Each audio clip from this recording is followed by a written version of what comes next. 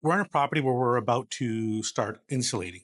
One thing you want to do before you insulate is obviously vacuum the property, make sure it's clean. Let me show you a little bit here. So obviously we're going to have our cleanup guy come through, clean up, sweep up. But the one thing you really want to do is you want to make sure you get into all these cavities here and vacuum out all of the garbage, all of the shavings from the guys doing drilling and everything. But one mistake a lot of people don't do, especially if you're in a forced air house, is you want to go down into these cavities here and make sure you vacuum all the dust that's built up in there. If you have any air vents like we do here, which are on the floor, obviously when these guys are doing cutting, we cover them up, but sometimes they get opened up and stuff will fall inside. I'm going to make sure when our cleanup guy comes through with the vacuum, he takes all those plates off.